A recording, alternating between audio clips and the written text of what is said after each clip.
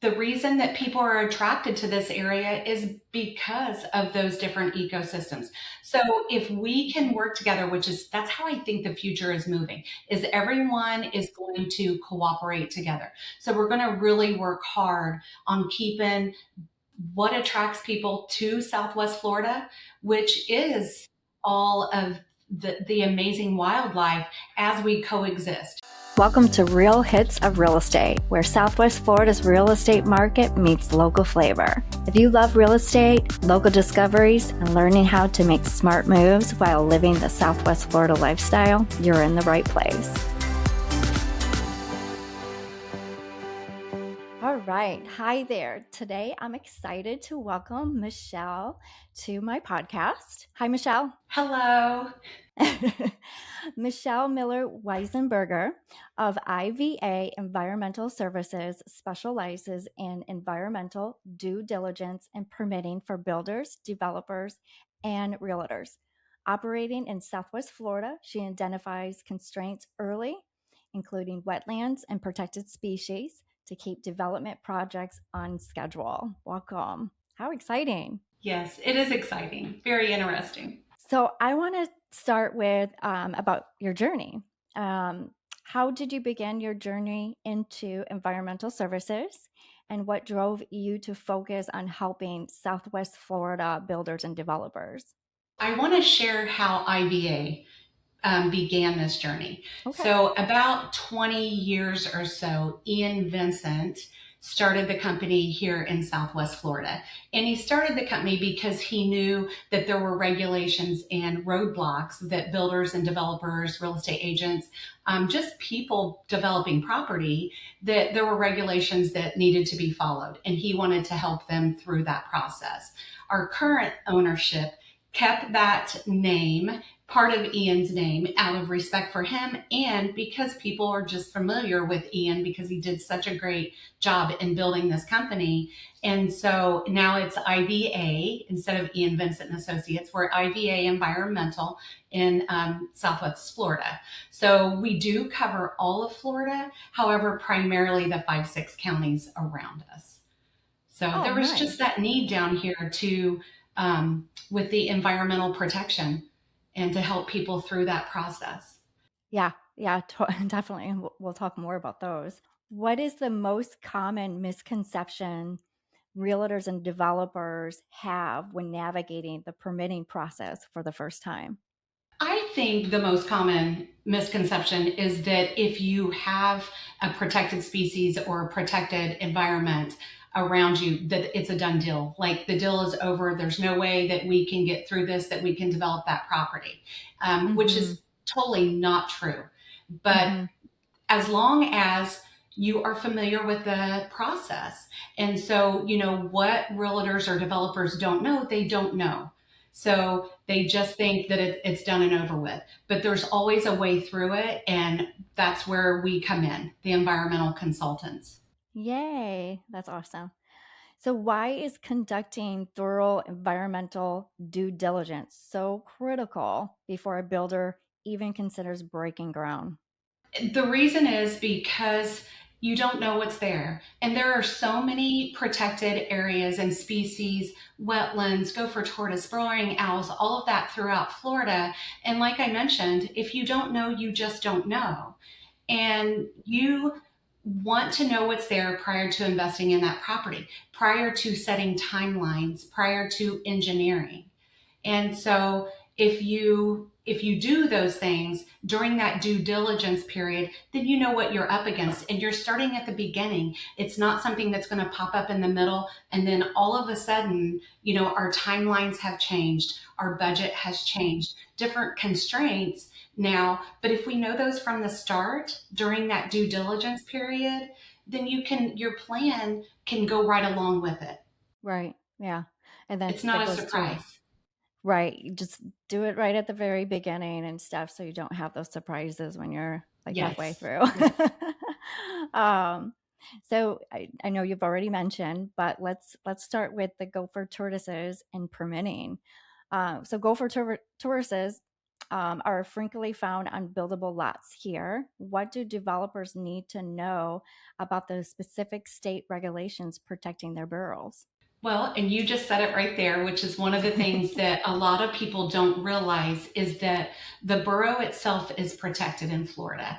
So a lot of people will walk the property or they'll have someone walk the property and say, oh, we didn't see any tortoise. And most people call them turtles, and they are tortoises. And they'll say, we didn't see any tortoise. And the thing is, the borough itself is protected. And the reason that the borough is protected is because it provides homes to like 250 to 300 different species. And some of those are also protected. So FWC says that we have to deal with the burrows themselves, not just the tortoise. So what the whole process is, we have our ecologists walk the property and look for anything, not just the gopher tortoise, but look for anything protected.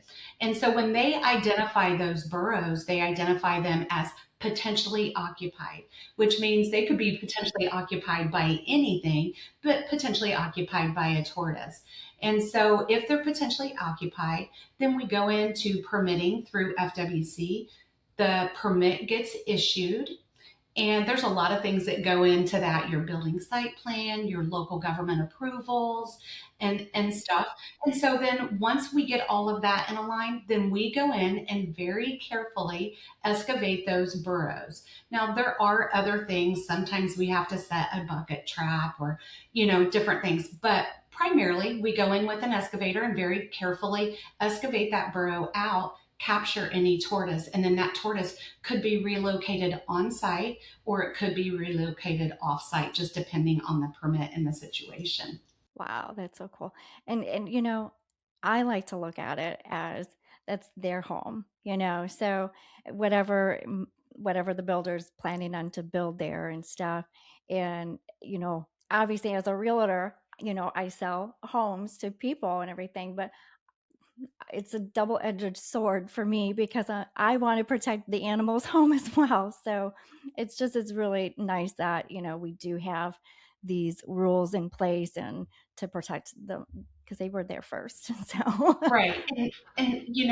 Our ecologists, most of them went to school for conservation. They went to school to do what they do because they do love the environment and they do want to protect the animals. But however, development is going to occur. So we need to follow the regulations, and we help you do that. We help you follow the regulations so it's good for both sides. that's awesome. I know you kind of talked a little bit about this already.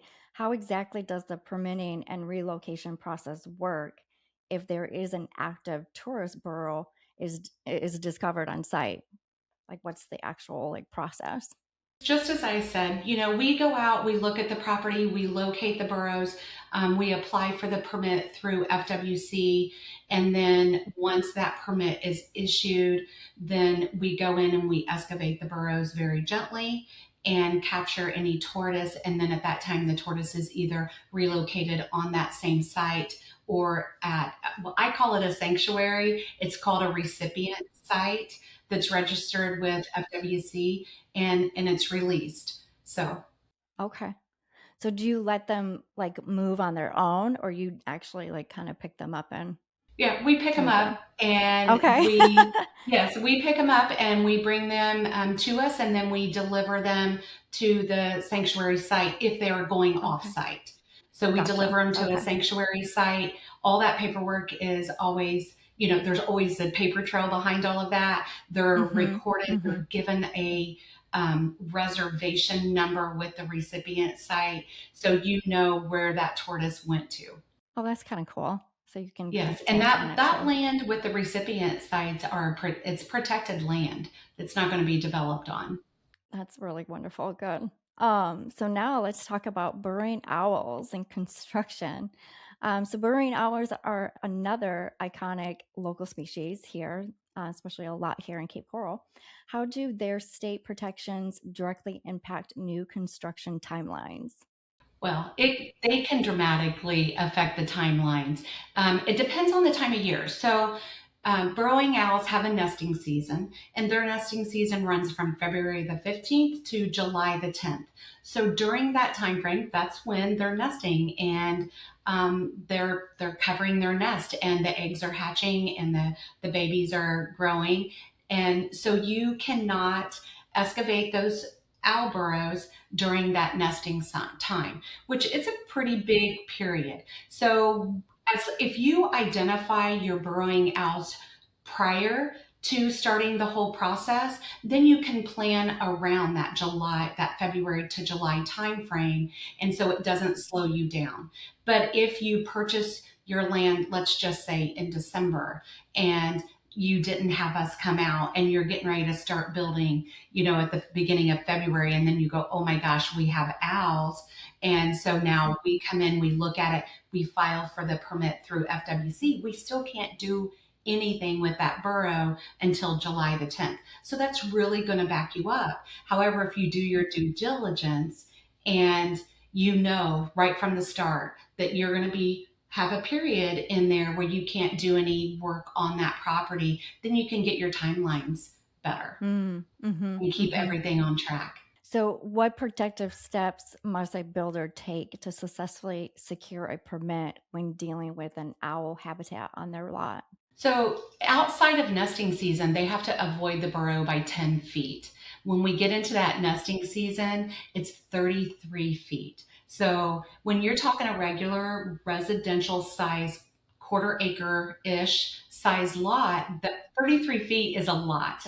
That's So almost a whole lot. it's a large space that you can't mess with. You have to leave it undisturbed. So you're working around that. If you can't work around that, then you have to wait until after nesting season. So the best thing to do your due diligence. If you have burrowing owls, we will then apply for a permit through FWC. We get that permit, we go in and we excavate the burrows, and the owls are not harmed whatsoever. We actually evict the owls from the burrow, and then work has to begin within 48 hours of us doing that, which deters the owls from coming back. And with that being said, I also want to point out that if you have an existing home already in Cape Coral or wherever the owls are, which typically Cape Coral, Marco Island, Miami, those lower level areas with grass. They love the grassy areas. You can actually dig a starter burrow, and a starter burrow will attract the owls to your property, and they can live there with you in harmony, So, so a lot of we do have neighbors who will call, of course, concerned that we have went in and excavated the owls, and they will volunteer. Absolutely, I will dig a starter burrow on my property for the owls to go. Yeah, that would be so cool. I want one. Yes, they are very cute. Coral, though. So obviously we have in Cape Coral the Burrowing Owl Festival every February, and we just obviously had one this past February. Do you often go? I have not been. I was going to go this year, but I had to last minute go out of town. So I've been in Florida 2 years. So I have not attended, but I do plan on it. I do go visit. We have an area close to me that does have owls. I do not live in Cape Coral. I live further north in Charlotte County, and Charlotte County does have some owls. And I will have my husband, I'm like, we got to go see the owls today. Yeah. So it's always we'll fun drive. when I'm out showing, and then we pass a vacant lot and we see the burrowing owls. They're so adorable. They're like the cutest little thing. Yes, they are. They're very adorable. So the next one is the scrub jays and wetlands. Now this is more kind of like in the Port Charlotte area, isn't it? Where there's more scrub jays. Yes, but not down in Cape Coral like we have here in Charlotte County. So when you're talking about the scrub jay, it's a whole new level, because the Florida scrub jay is on the federal endangered list. So when you're talking about U.S. Fish and wildlife versus Florida wildlife, we're going up a level in protection. So and the counties throughout Florida handle scrub jay differently. Charlotte County has what they call a habitat conservation plan, And that's a plan that they have made for the Florida scrub jay. If you're talking about Sarasota County, Sarasota has lots that they've already deemed as possible Florida scrub jay lots. So there are some mitigation. There's a whole different process that you have to go through to find out whether your lot actually contains the Florida scrub jay on there. And then if it does not, then they have to be released from the U.S. Fish and Wildlife prior to doing any development.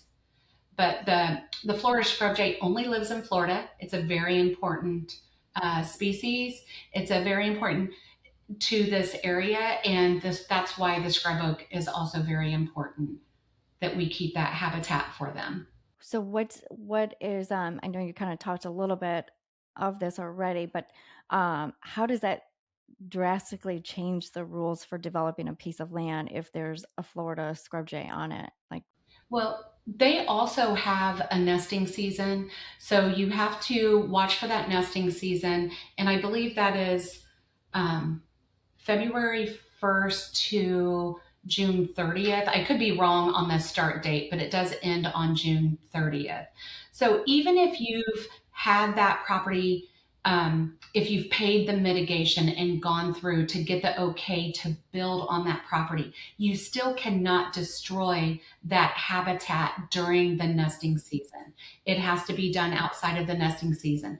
So that will hugely affect the timeline on a development project. So to know those things in advance, just like the burrowing owl, you can avoid that period of time so it doesn't slow the projects down. yeah. Well, besides all these wonderful wildlife, the tortoises and the owls and the scrub jays, so wetlands are also a major factor in our area here in Southwest Florida. What hidden red flags do you look for when assessing raw land? So when our ecologists go out to do an environmental assessment during that due diligence period, or even after the fact, they're not only looking for the burrowing owl and the gopher tortoise and scrub jay. They're also looking at the vegetation. So they'll look at the vegetation. They'll look at the appearance of the soil, and so they do the field work. But then they also come back and they do some desk work. They'll look at historical wetland data and things like that to tell them whether or not that is wetland. And I'm going to tell you our biggest misconception is that if it's dry, if the land is dry and not wet, it's not wetland. That's not true. So you know as well as I do right now in Southwest Florida, we just started getting some rain this last week. And prior to that, we're probably on one of the biggest dry spells in history. And so everything is dry. But in a wetland, there's certain specific plants and vegetation that grow there, and they only grow in that wetland soil. So they can identify that. There's also some soil testing and other different things that can tell them that as well. So it definitely is a lot. You can't just look at the appearance of it, when you're standing there looking at it, unless you know those types of plants. So, since you spend so much time evaluating our local ecosystem, what is your absolute favorite hidden nature preserve or park in Southwest Florida? Well, I would have to say, I've been here just a couple of years. But in visiting and going to places, I love the Mayaca State Park. So there's so many different things that you can see there. I've actually been following a guy who does a lot of bird watching, and I watch his videos as well as going there and visiting as well. And just the amount of different species that you can see, and just that nature, just being out there and that the real Florida ecosystems. It's just Yeah, amazing. it is. Did you climb up what is it called? The treetop or something where you I climb have up? not. Yes, no, No, you I got to have do not. it. Yeah. I, Me and my husband did that on Easter. I think it was last year. And it's amazing. You can see so far away. And I felt like I was in Africa. It was just Yes. it And you was just, hear it was a beautiful sight. yeah, just all the birds singing and just the Hmm. different noises coming from every, yeah, it's amazing. It's definitely a different wildlife, nature scene here in Southwest Florida. I just love it. Yeah. Um, how does protecting these unique wildlife habitats ultimately enhance the luxury lifestyle and property values for our local communities? I have to say that I think that the reason that people are attracted to this area is because of those different ecosystems. So if we can work together, which is that's how I think the future is moving, is everyone is going to cooperate together. So we're going to really work hard on keeping what attracts people to Southwest Florida, which is all of the amazing wildlife as we coexist. And so following the regulations and doing what's right for those ecosystems to keep that attraction to live here in such a wonderful place and also develop at the same time because we all know development is going to happen. So we have to just we have to follow the regulations, work together, keep this amazing place like it is, but also make it a wonderful place for people to live as well. I agree. Yeah. I mean, the Southwest Florida's rapid growth is, it's just, it's like, stop. you know, it's like, slow down. It's kind of weird to be a realtor and not want all the houses to be built. But anyways, that's just my Well, own and little I think side. everyone that lives in this area feels that way. You know, you have people who are lifetime residents. Of course, they don't want it to be built up. I mean, I think I was like that when, you know, I lived in the Midwest. You know, you want to keep that small town feel about everything. It's not going to happen. I mean, it's paradise down here. People want to come to paradise. So the most that we could do is really pay attention to those and educate. I'm huge on education, which is how we met to begin with. And, you know, I think the more people know, the more they can tell everyone else, and it spreads, and people realize why we all live here. Yeah. Well, I think you probably already answered this question, but I'm gonna ask it anyway. So, with obviously looking at Southwest Florida rapid growth, what is the smartest move a developer can make today to prepare for future environmental regulations? I think it's looking ahead. I think it's preparing and not waiting until a problem exists that they know about. I think it's looking ahead, seeing what could happen, and paying attention to those and planning for that. Mm-hmm.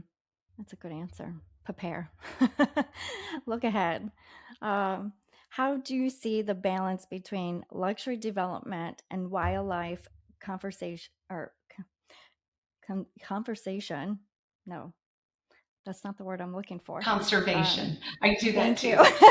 Yes. I'm like, I can't talk today.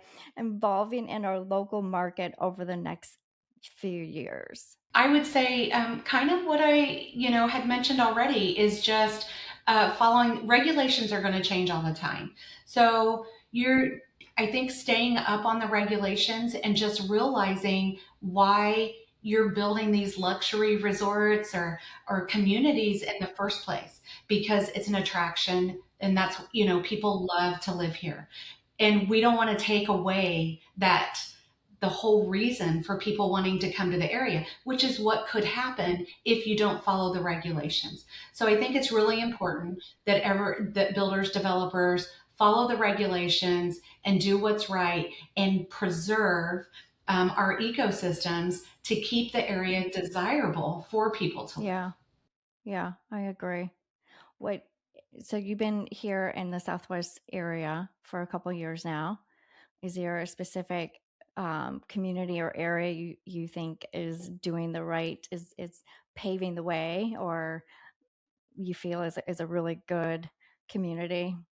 I think, I mean, of course, I have my own personal favorite areas.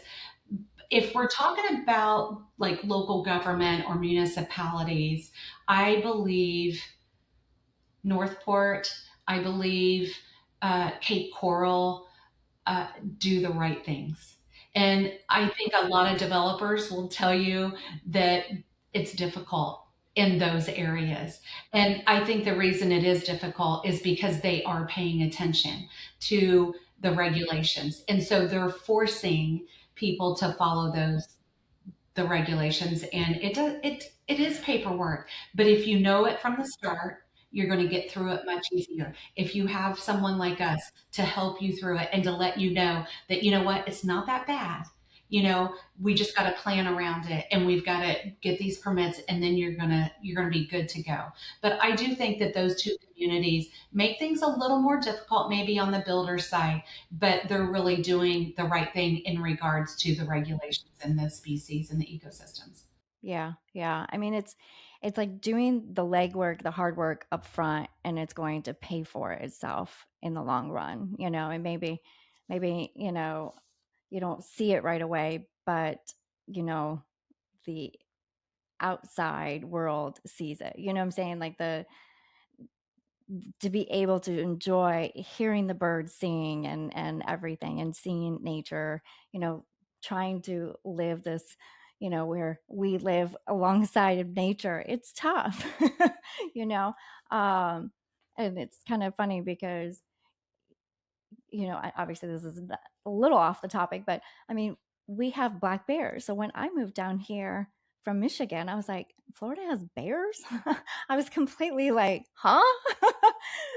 But it's so true. And when you hear a little bit on the news, like, oh, there was a black bear spotted in Naples, or there's a black bear spotted over here. It's just like, well, they were here first, and they're looking for They a don't home just live in the too. Smoky Mountains or the Rocky Mountains, they're also in Right. Florida. And Yeah. it's just like the Florida panther. Who would have Yes. thought, if you didn't live down here and you don't see the stories and actually drive towards the Everglades and see the panther signs, Yeah. you're Yeah. like, oh my gosh, I had no idea. I thought it And was that's, just alligators. right. Yeah.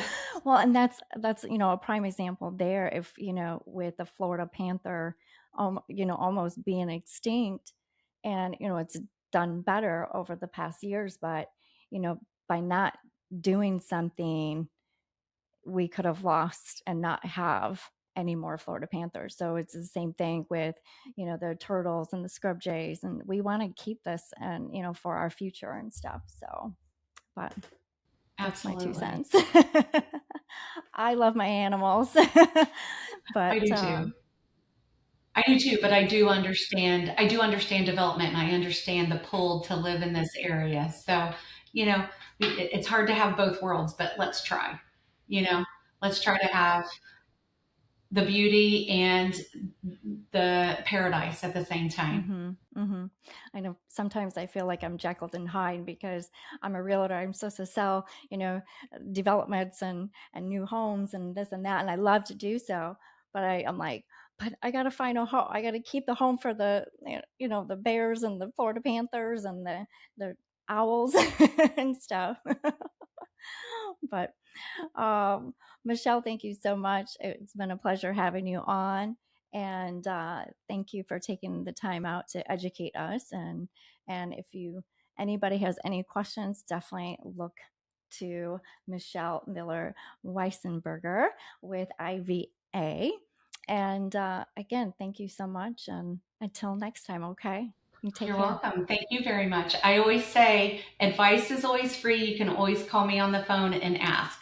So That's awesome. Sounds good. And I appreciate that so much because I always have questions. All right. Thank you. Bye-bye. bye-bye. That's a wrap on today's episode of Real Hits of Real Estate. Be sure to like, subscribe, and follow so you never miss a beat. Join the conversation on social media and let me know what topics you love covered. Stay tuned for more expert advice and local finds coming your way. I'm Heather Hitz with Remax Realty Group, and whether you're buying, selling, or simply planning your next chapter, I'm here to help you make your next move your best move. Until then, make it a Hitz experience.